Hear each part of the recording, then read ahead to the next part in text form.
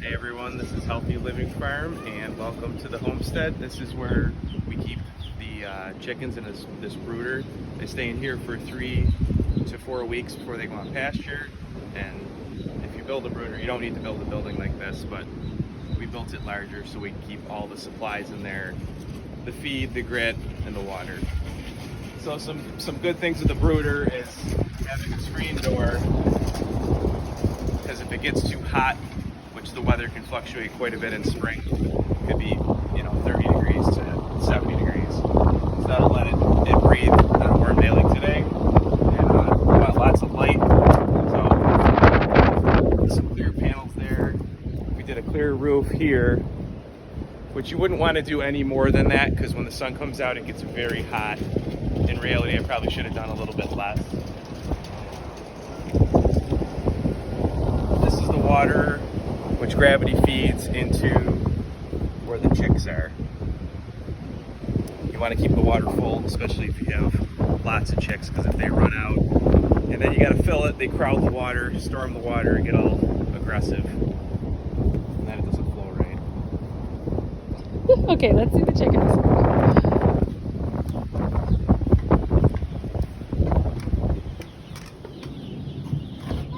So this is where they'll stay for 3 to 4 weeks before they go out in the pasture pens. That's the gravity water there. Stays off the ground a little. Ideally, you want it where they can drink where it's at their chest. It's a little bit too high, but they're still small. They're only 2 days old.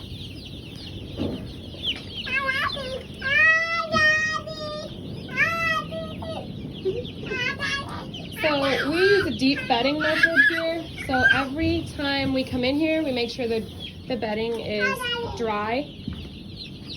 And the first few days, we put their feed on cardboard so that they can,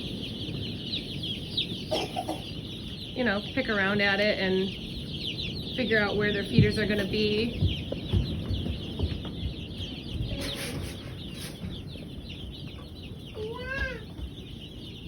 They're looking good. These are Cornish cross broiler chickens. It's also important to give them grit when they're younger. It helps their digestion, to get them ready to digest food and their grass. Can I see the grit? Show them the grit. Small little rocks, basically. Turkeys will eat real big ones, but And you got that from a local creek? yeah.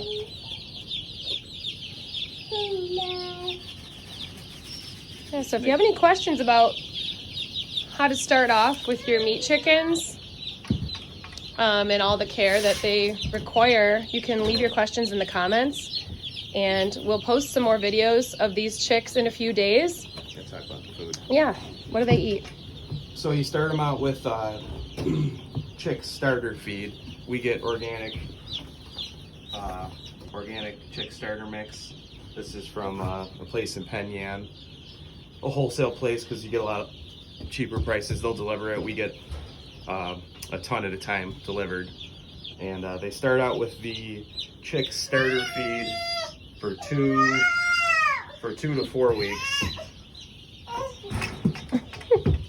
And then after 2 to 4 weeks, you shift them into the broiler grower feed. And you can mix it in and wean them onto it.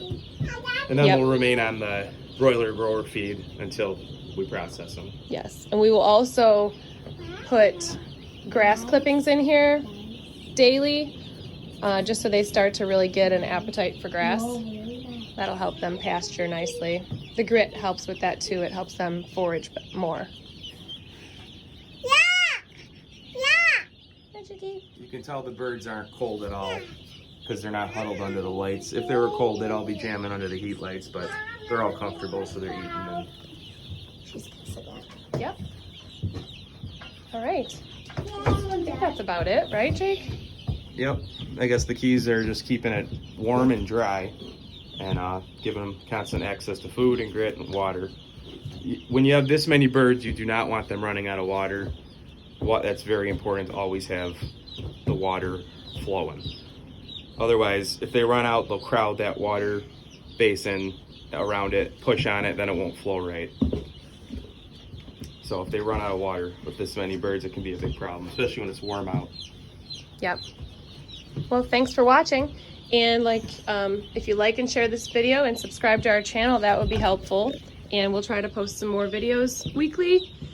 And we'll post another video of these same chicks in about a week. So you can see how they progress and what we do differently as they get older. Thanks for watching.